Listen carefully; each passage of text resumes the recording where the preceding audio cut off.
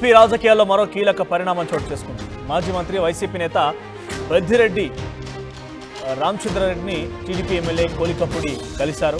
అయితే రాజమండ్రి జైలు దగ్గర పెద్దిరెడ్డిని కోలికపూడి కలిసినట్టు తెలుస్తోంది. జైల్లో ఉన్నటువంటి కొడుకు మిథున్ రెడ్డితో ములాఖత్ అయ్యారు పెద్దిరెడ్డి. అయితే బయటకు వచ్చే టైంలో పెద్దిరెడ్డిని కలిశారు కోలికపూడి. కూటమి ప్రభుత్వం ఏర్పడిన నాటి నుంచే ఈ అంశం వివాదాస్పదంగా మారింది. ప్రస్తుతానికి కోలికపూడి తీరు ఇప్పుడు ఒక్కసారిగా హాట్ టాపిక్గా మారింది. ప్రస్తుతానికి వైరల్గా మారాయి పెద్దిరెడ్డి కోలికపూడి మీటింగ్కి సంబంధించిన విజువల్స్. ఒకసారి ఆ విజువల్స్ చూద్దాం. సో ఇద్దరి మధ్య ఎటువంటి భేటీ జరిగింది, ఇద్దరు ఎదురెదురుగా ఎలా ఎదురుపడ్డారు.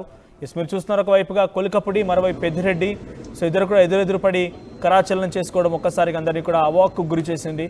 సో ఒక ప్రతిపక్ష పార్టీకి సంబంధించినటువంటి సో డైరెక్ట్గా అటు ప్రతిపక్ష నేతగా ప్రతిపక్ష పార్టీగా ప్రజలు మ్యాండేట్ ఇవ్వలేదు. కానీ డెఫినెట్గా ప్రతిపక్ష పార్టీలో ఉన్నారు కాబట్టి ఒకే ఒక్క పార్టీ ప్రభుత్వానికి వ్యతిరేకంగా ఉంది కాబట్టి ప్రతిపక్ష పార్టీయే.